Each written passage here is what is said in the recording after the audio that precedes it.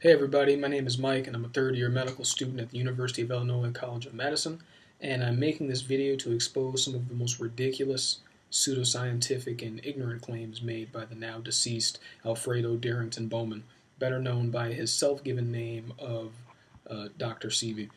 From this point forward, I will be referring to him as Mr. Bowman because he was not a doctor. He was simply a fraudulent individual with no education who took advantage of scientifically illiterate and impressionable people, and who is apparently still taking advantage of scientifically illiterate and impressionable people posthumously. Now, Mr. Bowman has made so many scientifically inaccurate claims that exhausting them, just simply traversing through the vast wilderness of bullshit, would take more time than I have. So I'll probably just end up making several videos, each dedicated to specific claims that he has made. But the first ridiculous claim that I will address in this video is that germs don't exist. So we begin now. They told us that disease is the result of germ, virus, or bacteria. Am I right? Who said that? The Caucasian again. But how do you know that's true? Have we done any research independent to the European? He done his research. Right, the Japanese did his good. But what about my mama? My mama needs representation too, isn't it? I want to hear what my mama has to say. But my mama said that there's no such thing as a germ, a virus, or a bacteria. What did you say, Dr. Sebi? This is in court. This is the Supreme Court of the United States. The judge said, what did you say? I said, there is no such thing as a germ, a virus, or a bacteria. Then what is it? I said, man, it is a microbe that is generated in the body when erosion begins.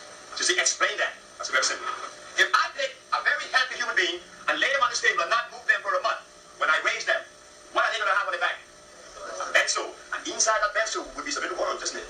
Sure. But where did the worms come from and where were they birthed? In the man himself. But why the bed-sore? You didn't move that person. That part of him was lacking of oxygen. You never see bed-sore on the top of the person, you see them on the bottom. The deprivation of oxygen causes all disease. A big mystery. You see how I put you on that? I just want to express how insane a claim like this is. The claim that bacteria and viruses don't exist. Such an egregious example of scientific ignorance. It's even more egregious than saying the world is flat, in my opinion. But I'm sure there's some considerable overlap between flat earthers and people who believe in Bowman's claims, and I doubt that this overlap is a coincidence. But this claim is crazy for a number of reasons. The first, most obvious reason is that you can see bacteria with your own eyes. You can see viruses with your own eyes. We've been able to see bacteria in particular for over 100 years with the invention of the microscope. He says he never went to school, and it shows, because this is something kids do in junior high or even elementary school. He claims that nothing is infectious, rather all diseases are caused by a lack of oxygen. He's also noted saying that all diseases are caused by mucus buildup, so he can't seem to make up his mind on that one. The claim that all diseases are caused by a lack of oxygen is just on its face false. Explain to me how cancer is caused by a lack of oxygen. Explain to me why, if cancer is caused by a lack of oxygen, why oxygen therapy wouldn't cure a person's cancer. Why wouldn't oxygen therapy cure every disease, for that matter, if a lack of oxygen was the source of all diseases? He went on to give another example of someone who lays on their back and gets bed sores, and that worms can grow from inside of your body. They grow from inside of these bed sores. This is an ancient idea. It's an idea that's thousands of years old and was disproven definitively by Louis Pasteur in 1859. So here you have a man peddling Stone-Age science that was disproven hundreds of years ago, but definitively disproven 150 years ago with Louis Pasteur. If you're interested in some more reasons why the idea that germs aren't real is nonsensical, here's a few more. There are more bacterial cells in your body than actual human cells. Okay, that's one. At birth, babies are given a vitamin K shot because infants lack vitamin K. You may ask, why do infants lack vitamin K? Because nearly all of humans' vitamin K is produced by your gut bacteria. And if you don't have vitamin K, your blood is not able to coagulate properly, thus leaving you at increased risk for hemorrhage. So you need vitamin K for coagulation because vitamin K, which is oxidized in the body by an enzyme called epoxide reductase, acts as a cofactor for various coagulation factors. This is well understood, and there is pharmacology that we have created called warfarin that is used in order to thin one's blood based on this principle. This drug is used to prevent atrial fibrillation or venous thromboembolism, for example. So that's two. Another reason, if you needed any more reasons, is that if bacteria and virus don't exist, then antibiotics shouldn't work. Antibiotics are designed to specifically target bacterial or viral machinery. If bacteria has a molecular machine that creates its protein, we call this a ribosome, we can develop an antibiotic that targets this machine in order to kill the organism. If a bacteria has a thick sugar coat that acts like armor and protects it against the outside world, we can develop drugs that target that armor, and we can interfere with the construction of that armor, or we can punch holes in the armor. This is literally the foundation of antibiotic creation. We notice that microbes exist. We notice that they are infectious and they make people sick. We study them, and then we attack specific parts of their anatomy or machinery, if you will, in order to destroy them. Ask anyone who's had an STD if antibiotics work. Ask somebody who's had syphilis or gonorrhea or chlamydia. Antibiotics obviously work. The next ridiculous claim I'll be addressing is the claim that proteins don't exist. You tell me. Well, as you said, are you saying that protein is a necessary food? I didn't say anything like that. I don't know what protein is. Well, it is one of the 19 amino acids, the building blocks of life. Amino acids. Protein is one of the 19 amino acids, the building block of life. Now, what does the body have to do with amino acids? The body lives in an alkaline environment. Alkaline. Alkaline. The body doesn't need any acids. Acids eats you up. Alkalinity preserve you. It's electrical. You will never find a battery saying acid battery. It's an alkaline. What does the body have to do with amino acids? honestly, seriously, this is so stupid. This is so incredibly stupid. I don't really know where to begin. He spelled alkaline wrong, by the way, in case anyone cares. His logic, in case you couldn't follow it, was that because proteins are amino acids, and acids are bad for the body, humans don't need proteins because our bodies need to be alkaline. And he even says later in the video that you will never find an acid battery because batteries are alkaline and alkaline generates life. So, before I get into this nonsense, the claims, that he just said might sound innocuous or even reasonable, to those with little or no scientific background. However, to someone with an extensive science background, such as myself, a medical student with a bachelor's degree in molecular and cellular biology, and my background is not even extensive. I mean, people spend their entire lives studying these things. But, to someone with this background knowledge, these claims are embarrassingly ignorant, just embarrassingly ignorant, and demonstrate that this man had less than an elementary school understanding of the natural world. This is not hyperbole when I say this. I know children under the age of 12 who I've spoken to who are more scientifically literate than this man. So, first and foremost, acid batteries have been around for over 150 years and are still used today. The first ever rechargeable battery was actually a lead acid battery. So his analogy is wrong, but before it begins, it's just flat out wrong. And it honestly seems like this guy just noticed that every pack of AA batteries he bought said alkaline on them, and just decided that all batteries are alkaline due to that fact, due to that, all the batteries he would buy said alkaline, and that since batteries give things energy, and they're alkaline, human beings need alkaline things to give them energy. This is quack reasoning if I've ever heard of any. Secondly, people are not batteries. This is just a terrible analogy, which is related to the whole alkaline myth, which I can address in another video. I don't have time to do it now, but a quick spoiler alert: no food you ingest will change your blood pH out of its narrow range of 7.35 to 7.45. The pH of your pee fluctuates. It can be more acidic or alkaline, but that's simply a function of your pee being a waste product intended to keep your blood pH within the narrow aforementioned range in the first place. So if your pH deviated from, say, 7.45 to 8, meaning it got even more alkaline, so just those couple point that couple point difference, you would be dead. 7.45 to 8, you're dead.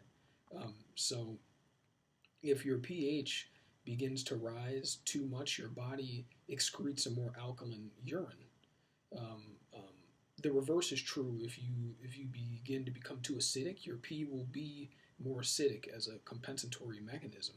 But this does not mean that your blood or body pH, whatever that means. I assume people, when they talk about body pH, they talk about blood. That's not gonna deviate from that narrow 7.35 to 7.45 range. So, besides making one of the most childish false analogies I've ever heard comparing humans to batteries, his claims about proteins are actually worse. Just to give you guys more context, here's another video. Melanin? What is it? I don't know. What are white people trying to get from? The Greek word, melanos. Well, white folks talk about protein. What is protein?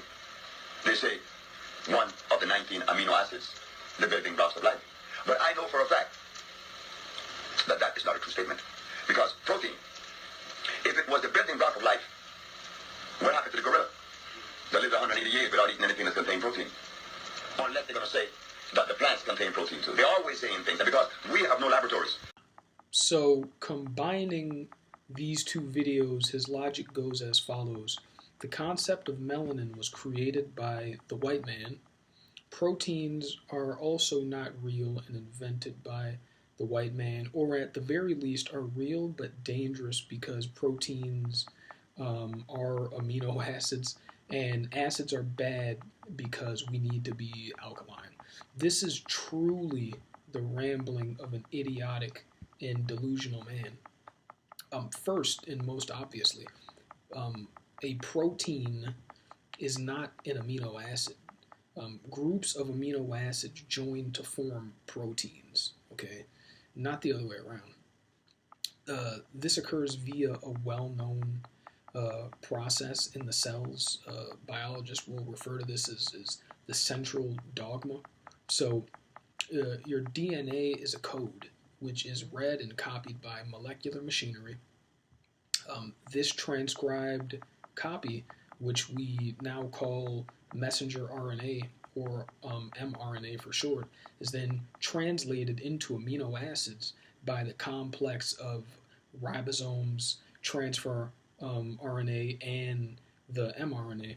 And these amino acids that are generated from this complex join together to form proteins. This is 6th grade stuff. Amino acids make up 75% of a human being's dry body weight. So saying that they don't exist or aren't important is actually mind-numbing. He also goes on to mention how if proteins are so important, how can gorillas who eat nothing but plants survive? once again, this is based off of the misconception that plants don't have proteins. Okay, this is pure scientific ignorance. Gorillas eat a protein-rich diet, supplemented with fruits. Protein makes up about 17% of a gorilla's total energy intake, and at certain times of the year, this protein intake rises to 31% of a gorilla's total energy intake. Eastern lowland gorillas are known to eat a diet consisting of hundreds of different species of plants.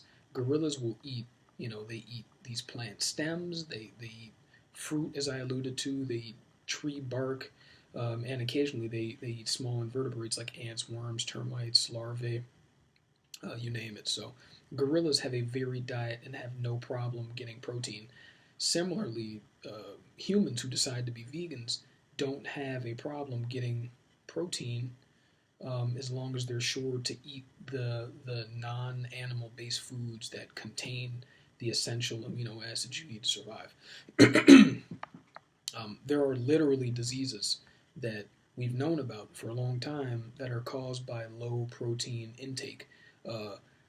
Koch Work, if I always mispronounce that, but I think it's pronounced Koch Work, is a disease prevalent in malnourished, in third world countries, and it's caused when people don't get enough protein.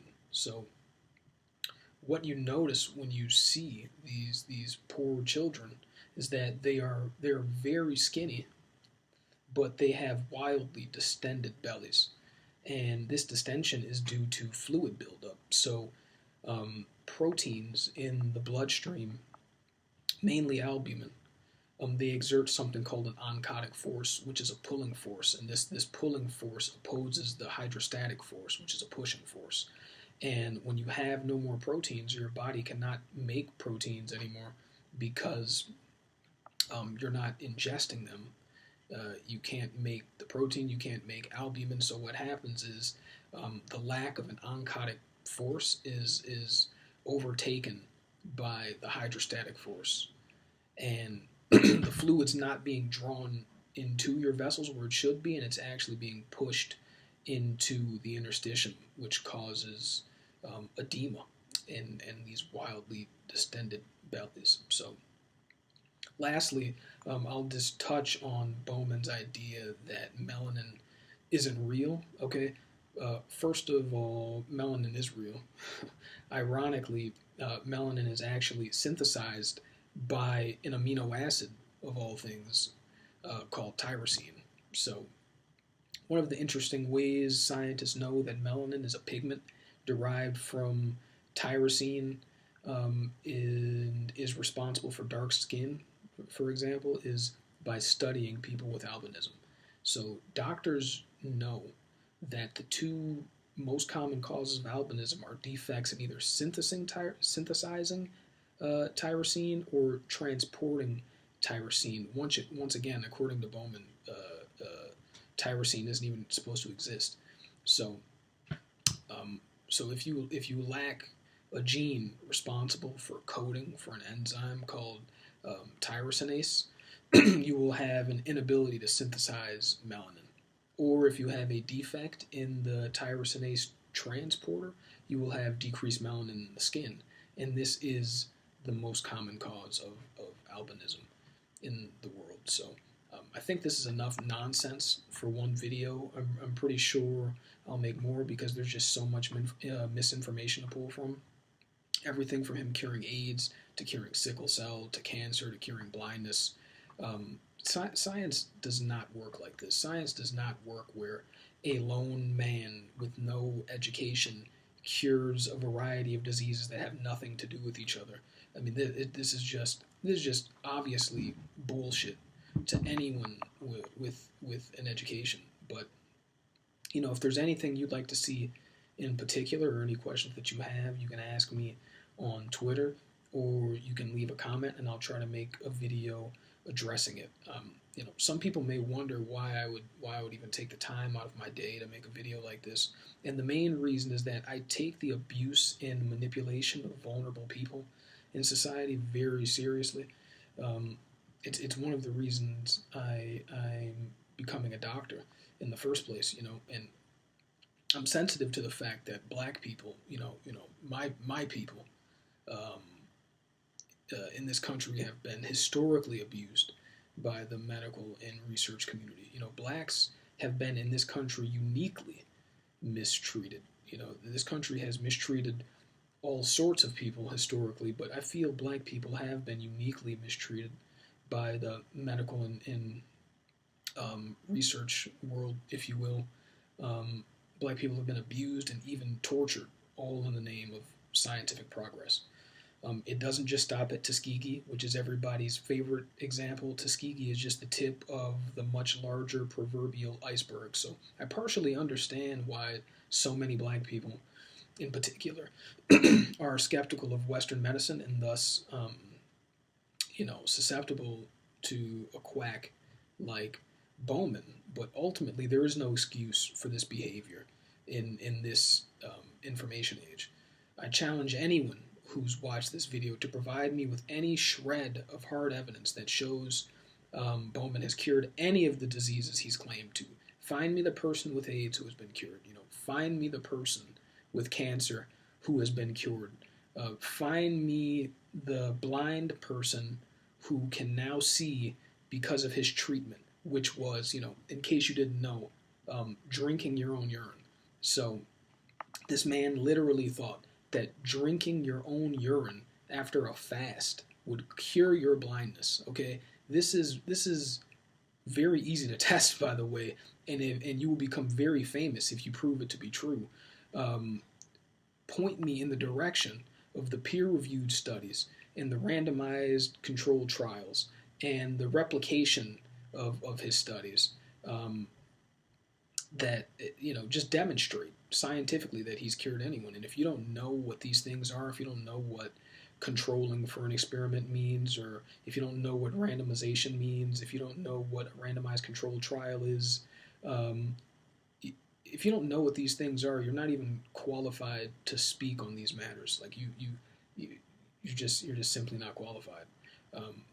If you think that a YouTube video, by some obscure source, some unverified source, or anecdotes, he said, she says, qualify as scientific evidence, then you clearly have no idea how science works.